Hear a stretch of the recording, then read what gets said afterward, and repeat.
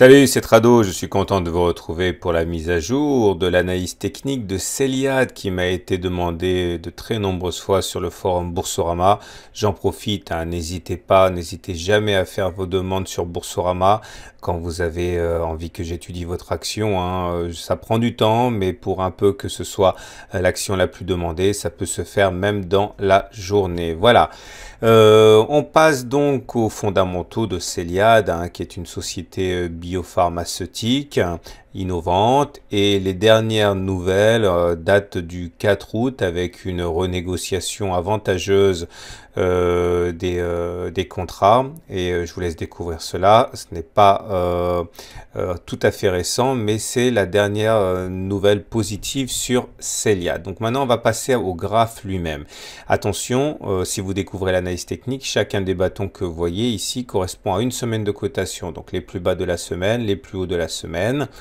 Et nous sommes donc ici sur une unité de temps hebdomadaire. Nous sommes donc sur cette bougie un petit peu rouge là. Donc au regard des systèmes traditionnels de tendance, on est clairement pour l'instant toujours en tendance haussière. Vous voyez, une fois que l'on a eu cassé les 25 € ici qui faisaient résistance, on a basculé en phase 2 de Weinstein, c'est-à-dire la période là comme ça où c'est monté. Vous voyez, tant qu'on sera au-dessus d'une moyenne mobile à 30 semaines qui monte, on dira qu'on sera en tendance haussière. Pour l'instant, regardez comme le rebond a été magnifique justement sur la moyenne mobile à 30 semaines, c'était au mois de juillet. Au regard des pics et des creux, c'est-à-dire au regard de la théorie de dos, on est également en tendance haussière puisque vous voyez les pics montent et les creux montent. Donc on a un cocktail qui nous permet de dire que la tendance est haussière. Maintenant, il faut bien comprendre qu'on est en train de buter sur une résistance sur laquelle on reviendra un petit peu plus tard, et que les volumes ici ne semblent pas confirmer un véritable intérêt massif pour la valeur au même titre qu'il y a pu y en avoir auparavant. Regardez cette mèche ici, là, cette bougie avec les forts volumes, ou encore là. Donc là, nous sommes dans des volumes plutôt moyens.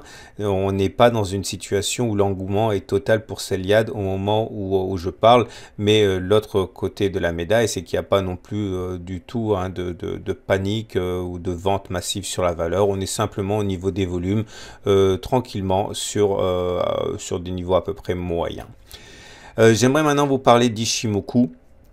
C'est-à-dire que, bon, c'est un petit peu plus compliqué, mais retenez surtout que c'est le nuage et son orientation qui compte. Vous voyez, le nuage, là, il n'est pas descendant comme il était là, il est globalement plat. Et ça veut dire que la tendance, justement, se neutralise un petit peu. On peut envisager un retour vers les 52,5 €, qui serait le haut de notre trading range, comme on peut envisager, dans le pire des cas, un retour sur les 15 € en cas de gros accès de faiblesse, comme par exemple on a pu assister aujourd'hui sur Anxeo qui a perdu 50%.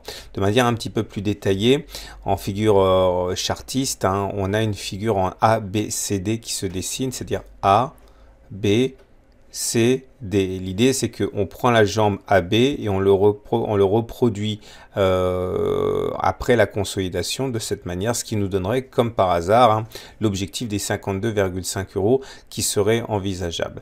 Regardez également le fait que nous étions capés par une résistance rouge ici, la lagging span ici, c'est-à-dire les cours reportés en arrière. La lagging span a buté sur cette résistance, c'était ici, c'est-à-dire lorsque les cours étaient là, la lagging span était là, et c'est ce qui explique la baisse qu'il y a eu. La lagging span qui doit confirmer tout ce qui se passe sur les cours, elle n'avait pas franchi la résistance rouge comme les cours l'avaient fait. Et clairement, ce qu'il y a de neuf, c'est que maintenant, c'est-à-dire lorsque l'on regarde la lagging span est également passée au-dessus de la résistance rouge, contrairement à ce qui s'était passé ici, et en ce sens, on a les coudées beaucoup plus franches pour aller vers le haut qu'on a pu les avoir ici, puisque je le répète pour la troisième fois, lorsqu'on était là, la lagging span était ici, elle était capée. Donc en ce sens, on est mieux armé que l'on a été début juin. Néanmoins, et là je vais quand même préciser les choses, le problème c'est que nous avons cette résistance dont je parlais ici. Voilà, cette résistance, elle est à 44 euros. Donc, pour envisager de passer les 52 euros, eh bien, il faudrait déjà réussir à passer les 44 euros. Vous voyez, hein, c'est pas la première fois que l'on bute sur ces niveaux. On a buté ici, encore là, et cette semaine. Donc, il faut vraiment réussir à passer les 44 euros pour s'ouvrir la voie des 52 euros. Si on devait effectivement buter trop longtemps sur les 44 euros, une reprise de souffle en direction de la Tenkan, ici, vers les 37 euros, ne serait absolument pas à exclure. Si on descend encore d'une unité de temps et qu'on va chercher l'unité de temps journalière, c'est-à-dire que maintenant chaque bougie correspond à une journée de cotation, vous comprenez bien ce qui se passe. On voit bien cette résistance à 44 euros, on voit bien qu'on a du mal à la passer et si on essaie vraiment d'avoir un scénario extrême, effectivement, soit on passe les 44 euros et on n'y est pas encore et dans ce cas on va chercher les 52 euros, soit on n'arrive pas à passer les 44 euros et dans ce cas on peut aller chercher dans un premier temps les 37 euros et en unité de temps journalière on peut tout à fait envisager d'aller chercher les 26 euros en cas de très mauvaise nouvelle. Donc pour faire simple et pour résumer, tout d'abord je précise, je ne suis pas conseiller financier, je ne suis qu'analyste technique, je n'ai pas les compétences pour vous dire quoi acheter, quoi vendre, etc. Il faut maîtriser votre situation personnelle et les fondamentaux des valeurs, ce que je ne maîtrise absolument pas. En tant qu'analyste technique, je peux vous dire que la tendance hebdomadaire, elle est haussière. Je peux vous dire également que nous sommes en train de buter sur les 44 euros et que si on passe les 44 euros, eh bien la prochaine résistance importante elle est à 52 euros. Et je peux vous dire que si on n'arrive pas à franchir les 44 euros et que l'on bute successivement à plusieurs reprises, donc sur ces 44 euros, un retour sur les 37 euros, la Tenkan n'est absolument pas à exclure.